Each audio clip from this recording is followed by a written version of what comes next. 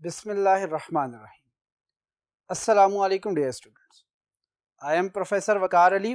आज हम lecture number 12 chapter number 3 object oriented programming in C plus plus में से topics gets and puts के बारे में डिस्कशन करेंगे। हम लास्ट लेक्चर्स से भी डिस्कशन करते आ रहे हैं कि इनपुट और आउटपुट फंक्शंस डिफरेंट तरह के एग्जिस्ट करते हैं सी प्लस प्लस लैंग्वेज के अंदर। जैसे कि हमने आउटपुट फंक्शन के तौर पर सी आउट को डिस्कस किया था, फिर हमने इनपुट के तौर पर सी इन को डिस्कस किया, देन हमने character input functions get C H और गेट सी एच ई को डिस्कस किया था। Get C H E character input function के तौर पर इस्तेमाल किए गए थे। अब हम बात करते हैं गेट एस और पुट एस फंक्शन के हवाले से। कहते हैं ये दोनों फंक्शंस बेसिकली स्ट्रिंग इनपुट और स्ट्रिंग आउटपुट के लिए इस्तेमाल किए जा रहे होते हैं। जैसे कि यहां पे लिखा है कि गेट एस या पुट एस जो से हैं ये स्ट्रिंग इनपुट और आउटपुट फंक्शन के तौर पे इस्तेमाल किए जा रहे होते हैं। फिर इनकी सबसे बड़ी बात कि ये एक थर्ड हेडर फाइल जिसका नाम stdio standard input output header file है वहां से बिलोंग करते हैं। यानी कि इनकी जितनी भी इंफॉर्मेशन है वो सारी की सारी कहां पे एग्जिस्ट करती है stdio.h के। लिहाजा जब भी हम अपने प्रोग्राम के अंदर गेट एस या पुट एस फंक्शन इस्तेमाल करेंगे तो उसके लिए जरूरी है कि हम अपने प्रोग्राम में टॉप पर यूजिंग प्री प्रोसेसर डायरेक्टिव हम stdio.h हेडर फाइल को इंक्लूड करवाएंगे। अब हम सबसे पहले डिस्कशन करते हैं गेट एस फंक्शन के हवाले से। कहते हैं गेट एस क्या है। बेसिकली हम पहले भी बात कर चुके हैं, जो गेट के फंक्शन है वो बेसिकली किस लिए होते हैं, इनपुट के लिए। और इनपुट कहां से होती है हमारी, मोस्टली कीबोर्ड से।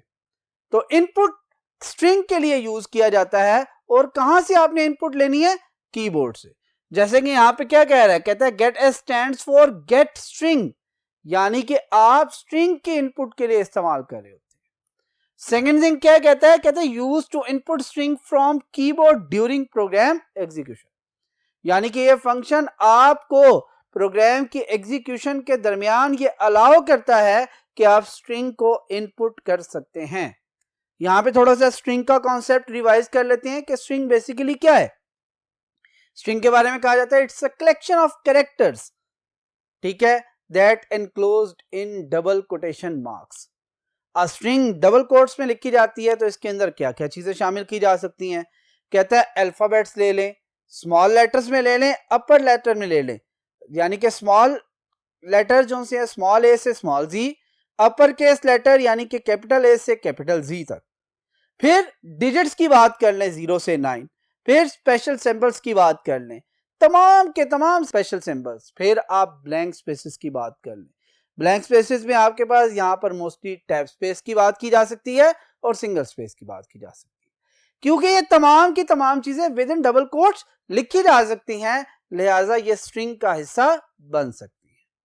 ठीक हो गया, यहां पे हमारा ये कॉन्सेप्ट भी रिवाइज हो गया कि स्ट्रिंग किसे कहते हैं। लिहाजा हमें पता चल गया कि string input function get S है, कीबोर्ड के जरिए ड्यूरिंग प्रोग्राम एग्जीक्यूशन अपनी जो स्ट्रिंग है उसको इनपुट कर सकते हैं। अब इसके जो सबसे मेन चीज, जो सबसे मेन पॉइंट ये कहता है कि जी हमारे पास तो डेटा टाइप स्ट्रिंग के लिए कोई एग्जिस्ट ही नहीं करती। लिहाजा यहां पे हमें क्या देखना पड़ेगा, हमारे पास एक डेटा टाइप 4 एग्जिस्ट करती है और 4 के बारे में स्पेशल खूबी क्या थी, कहती है कि वो एक ही कैरेक्टर को जो से होल्ड कर सकती है।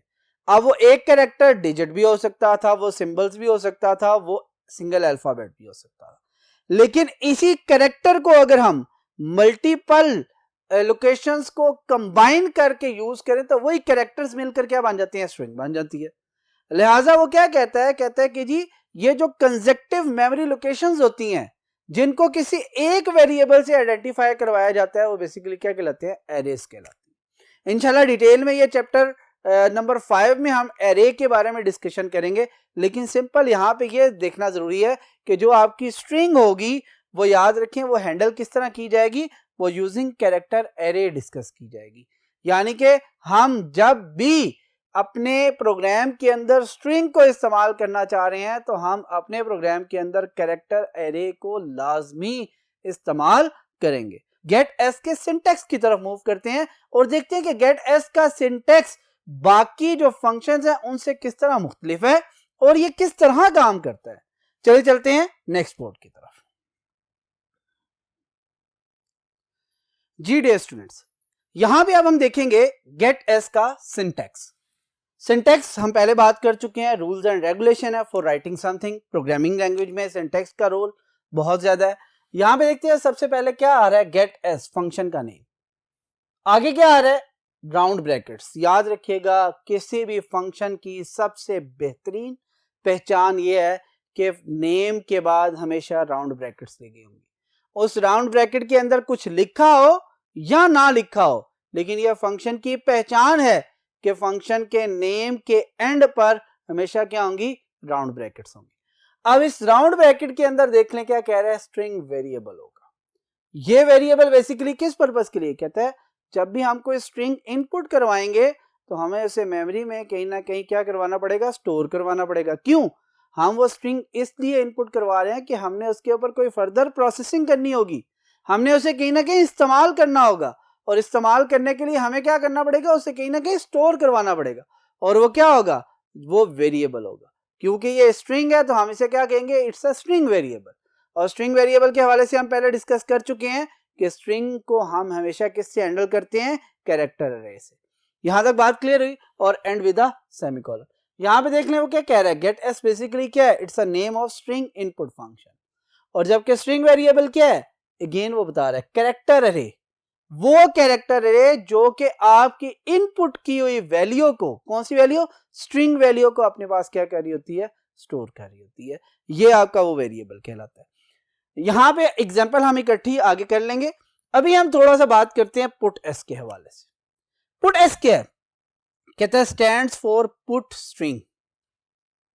ठीक है, स्टैंड्स फॉर पुट स्ट्रिंग, यानी कि पहले तो हम गेट कर रहे थे, अब हमने क्या करना है, पुट करना है, कहीं रखना है। अब रखने का मतलब क्या है, रखने का मतलब है कि हम अपनी स्ट्रिंग को बेसिकली क्या करेंगे, आउटपुट स्क्रीन पर रखेंगे ताकि वो दूसरों को विजिबल हो सके, ताकि दूसरे उसे देख सकें कि ये क्या थी स्ट्रिंग की वैल्यू। लिहाजा यहां पर ये किस लिए यूज की जाती है, पुट स्ट्रिंग के लिए यूज की जाती है। और देन वो कहता है यूज बेसिकली क्या है, वो कहता है ये बेसिकली किसी भी स्ट्रिंग को आउटपुट करता है, कहां पर, ऑन स्क्रीन। यानी कि आपकी स्क्रीन के ऊपर आप अगर कोई स्ट्रिंग वैल्यू को या स्ट्रिंग को आउटपुट करना चाह रहे हैं तो इसे इस्तेमाल कर सकते हैं। हम लास्ट टाइम सी आउट पढ़ के आ चुकी हैं। सी आउट भी क्या करता था, वो क्या करता था, किसी ना किसी स्ट्रिंग को या वेरिएबल की वैल्यू को क्या करता था, डिस्प्ले करता था। सेम पुट एस का काम भी क्या है, किसी स्ट्रिंग को या सिर्फ स्ट्रिंग वेरिएबल की वैल्यू को डिस्प्ले करना। याद रखिएगा पुट एस में और सी आउट में बेसिक डिफरेंस ये है कि सी आउट भी स्ट्रिंग कर सकता है, ये भी स्ट्रिंग डिस्प्ले कर सकता है। फिर उसके बाद वो हर तरह का वेरिएबल, चाहे वो इंटीजर है, चाहे वो कैरेक्टर है, चाहे वो आपका स्ट्रिंग है, चाहे आपका फ्लोटिंग पॉइंट है, वो तमाम के तमाम वेरिएबल्स की वैल्यू को डिस्प्ले कर सकता है। लेकिन जो पुट एस है आपका, वो सिर्फ और सिर्फ याद रखिएगा स्ट्रिंग वैल्यू को ही डिस्प्ले कर सकता है। अब इसके सिंटैक्स की तरफ आते हैं। सिंटैक्स में अगेन स्टार्ट किससे हो रहा है, पुट एस से। फिर क्या किया जा रहा है, राउंड ब्रैकेट स्टार्ट की जा रही है। राउंड ब्रैकेट के अंदर आप देखेंगे कि दो चीजें हैं, स्ट्रिंग वेरिएबल की वैल्यू डिस्प्ले की जा सकती है या स्ट्रिंग कांस्टेंट की वैल्यू। पुट एस ऑब्वियसली क्या है, name of string output function है, जबकि स्ट्रिंग वेरिएबल वो कैरेक्टर अरे है जिसके अंदर कोई ना कोई स्ट्रिंग वैल्यू स्टोर हुई है। सेम इसी तरह जो स्ट्रिंग कांस्टेंट है वो बेसिकली क्या होता है, कलेक्शन ऑफ कैरेक्टर्स होते हैं जो डबल कोट्स में लिखे जा रहे होते हैं, जैसे कि मैं पहले बता चुका हूं। ठीक है, अब सी आउट याद रखिएगा ये आउटपुट फंक्शन है और पुट एस भी बेसिकली क्या है, आपका आउटपुट फंक्शन है। यहां पे आप अगर हम इस फंक्शन को थोड़ा सा गेट सी एच और गेट सी एच ई से कंपेयर करें, आपने देखा था कि वेरिएबल हमने जो सा था वो पहले लिखा था और उसके बाद इक्वल साइन के बाद फंक्शन लिखे थे, लेकिन ये फंक्शन उस तरह का नहीं है। इसमें जिस वेरिएबल के अंदर वैल्यू को स्टोर करना है वो कहां लिखी जाएगी, राउंड ब्रैकेट्स के अंदर। और राउंड ब्रैकेट्स के अंदर याद रखिए फंक्शन के अंदर जो भी चीज इस्तेमाल की जा रही होती है उसे हम आर्गुमेंट कहते हैं। ये आर्गुमेंट भी एक जो है वर्किंग है जो कि हम इंशाल्लाह चैप्टर नंबर 6 फंक्शन के चैप्टर में बड़ी डिटेल से डिस्कशन करेंगे कि आर्गुमेंट क्या होते हैं और किस तरह ये फंक्शंस के अंदर इस्तेमाल किए जाते हैं। अब यहाँ पे देख लें, गेट एस में भी आपका राउंड ब्रैकेट के अंदर स्ट्रिंग वेरिएबल लिखा जा रहा है और पुट एस के अंदर भी स्ट्रिंग वेरिएबल या string constant with in round bracket लिखा जा रहा है। लिहाजा ये गेट सी एच और गेट सी एच ई से बिल्कुल मुख्तलिफ है। वैसे भी वो कैरेक्टर इनपुट फंक्शन है और ये क्या है, आपका स्ट्रिंग इनपुट फंक्शन है और पुट एस आपका स्ट्रिंग आउटपुट फंक्शन है। यहां तक हमारी डिस्कशन हो चुकी है कि स्ट्रिंग कांस्टेंट जो है वो बेसिकली क्या होते हैं, आपके कलेक्शन ऑफ कैरेक्टर्स होते हैं। उम्मीद है कि यहां तक आपको गेट एस और पुट एस के हवाले से डिटेल में समझ आ चुका होगा। फिर भी हम एक क्विक रिव्यू लेते हैं। गेट एस क्या था? गेट स्ट्रिंग फंक्शन था। किस पर्पस के लिए इस्तेमाल किया जाता था? इनपुट करने के लिए। क्या चीज इनपुट करने के लिए? स्ट्रिंग इनपुट करने के लिए। जबकि उसके अगेंस्ट आपका क्या है? पुट एस जो है वो पुट स्ट्रिंग फंक्शन है। ये किस पर्पस के लिए यूज किया जाता है? आउटपुट करने के लिए। किस चीज को आउटपुट करने के लिए? स्ट्रिंग को आउटपुट करने के लिए यूज किया जाता है। फिर इसके बाद जो सबसे मेन चीज मैंने बताई वो क्या थी कि गेट सी एच और गेट सी एच ई के जो पैरेंथेसिस हैं, जो ब्रैकेट्स हैं, राउंड ब्रैकेट, उसके अंदर कुछ भी नहीं लिखा जाता। उससे पहले आप कोई ना कोई वेरिएबल को वो वैल्यू असाइन कर रहे होते हैं।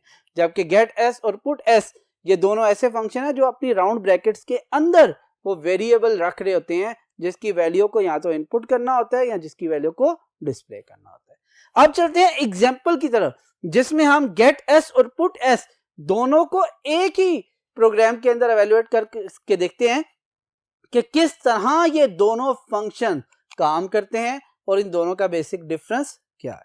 चले चलते हैं टुवर्ड्स नेक्स्ट बोर्ड। जी डियर स्टूडेंट्स, यहां पे आप देखेंगे कि एग्जांपल मैंने राइट की हुई है। वो एग्जांपल सिंपल सी बात करूं तो वो ये है कि जी ये सिर्फ गेट एस और पुट एस फंक्शन को एवेल्युएट करके बता रही है कि ये किस तरह काम करते हैं। अब ये फंक्शन देखते हैं। सबसे पहले इस प्रोग्राम को देखते हैं तो नजर आएगा hash include iostream dot H.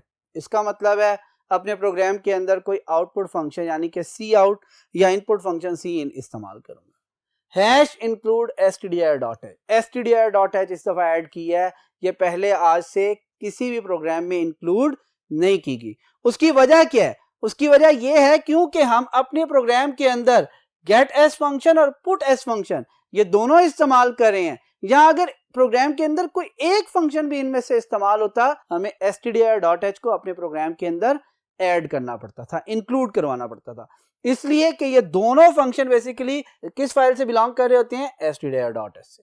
अब यहां पर आगे चलते हैं। वॉइड मेन फंक्शन स्टार्ट हुआ, उसकी कर्ली ब्रेसेस स्टार्ट की, यहां पर आए। ये स्टेटमेंट बड़ी इंपॉर्टेंट है।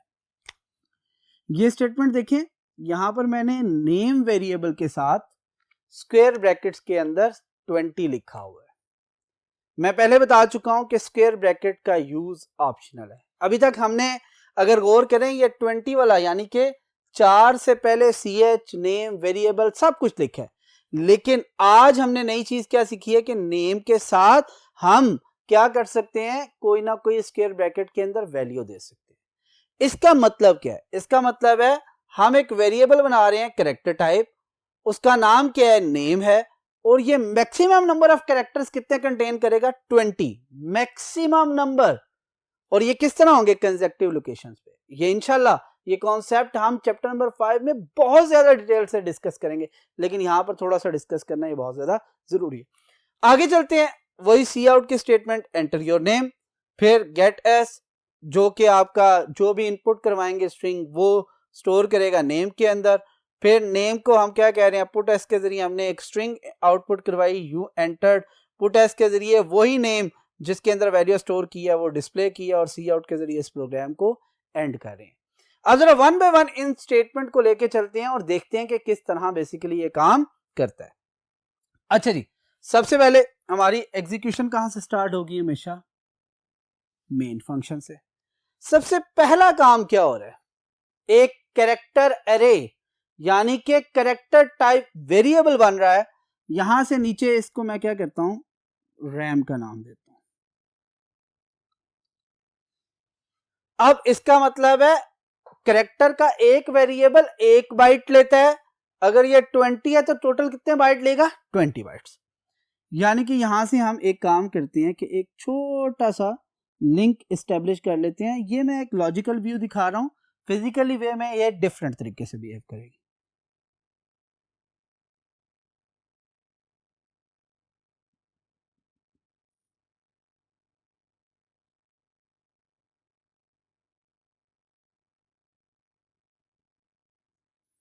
हमेशा स्टार्ट किससे होगा? इंडेक्स नंबर 0 1 2 3, और क्योंकि ये 20 तक जा रहा है तो लास्ट वन क्या होगा? 19। और इस पूरे का नाम क्या होगा? Sorry, name. इसका मतलब है नेम जोन से है वो वेरिएबल का नेम है जिसके जरिए इस पूरी की पूरी लोकेशन को आइडेंटिफाई किया जा सकता। इसके बाद नेक्स्ट स्टेटमेंट क्या है? सी आउट। सी आउट की स्टेटमेंट का ताल्लुक किसके साथ है? आउटपुट स्क्रीन से। लिहाजा यहां पे आपको क्या लिखा हुआ नजर आएगा? Enter your name. ये लाइन एग्जीक्यूट होने के बाद जैसे ही गेट एस पे जाएगा, गेट एस क्या है? एक इनपुट फंक्शन है, लिहाजा यहां पर कर्सर क्या करना शुरू कर देगा? ब्लिंक करना शुरू कर देगा, यानी कि ब्लिंक। अब ये जब ब्लिंक कर रहा है तो बेसिकली यहां पर क्या करेगा? आपने कोई इनपुट करनी है। फॉर एग्जांपल यहां पर मैं अपना नेम लिखा और उसके फौरन बाद मैंने क्या किया? एंटर की प्रेस की। जैसे एंटर की प्रेस की, वो जो नेम मैंने वहां लिखा था वो बेसिकली किस में आके स्टोर हो जाएगा? नेम। अब इसके अंदर भी आप लिख सकते हैं, फॉर एग्जांपल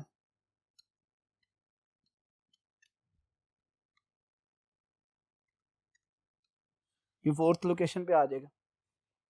अब यहां पर अगर गौर करें, सॉरी मैंने सारे लेटर्स कैपिटल लिख दिए, वहां पर लोअर है, ये आप मैच कर लीजिएगा सिर्फ आपको समझाने के लिए, या मैं चेंज कर देता हूं ताकि आपके दरमियान कोई कंफ्यूजन ना हो कि सर ने इनपुट करते हुए लोअर केस लेटर में किया और यहां पर क्या हो गया आपके अपर केस।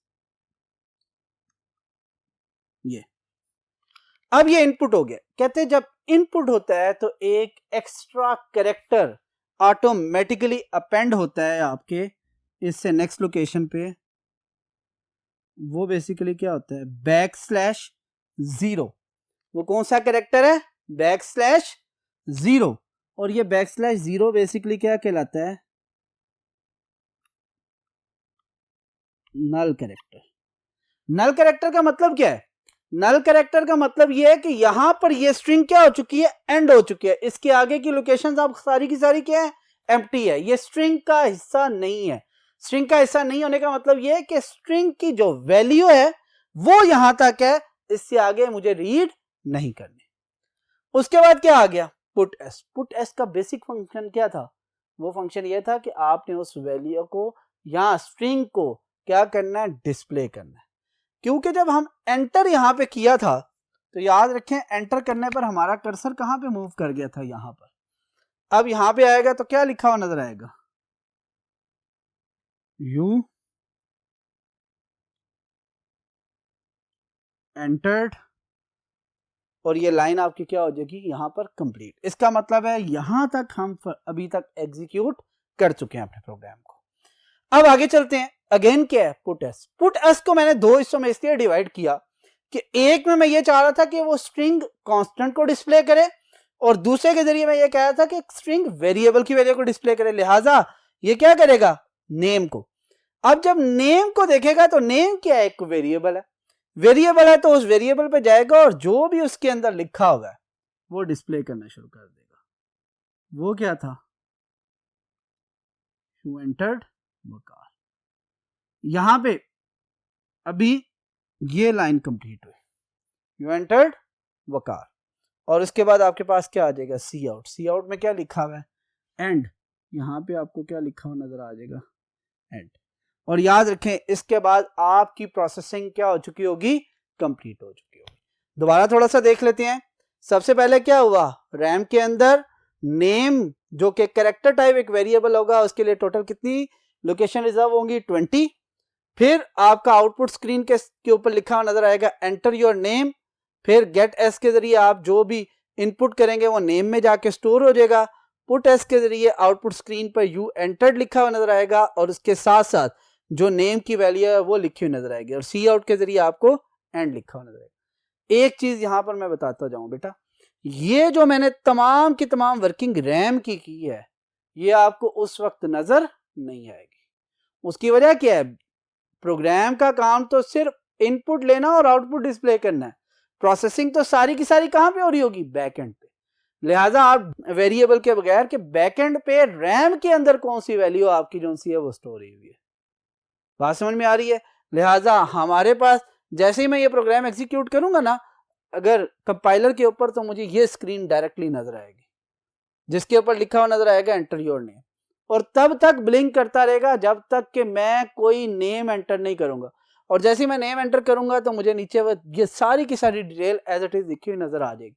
मैंने सिर्फ आपको समझाने के लिए line by line statement by statement execute करके बताया कि ये कंपाइलर बेसिकली इसे किस तरह एग्जीक्यूट करता है ताकि हमें पता हो कि हम इजीली विदाउट कंपाइलर भी अपने प्रोग्राम को एग्जीक्यूट कर सकते हैं। उम्मीद है कि आज का लेक्चर जो कि गेट एस और पुट एस जो कि स्ट्रिंग इनपुट और स्ट्रिंग आउटपुट फंक्शन से रिलेटेड था आपको समझ आया होगा। इंशाल्लाह नेक्स्ट लेक्चर में आपसे मुलाकात होगी। अल्लाह हाफिज।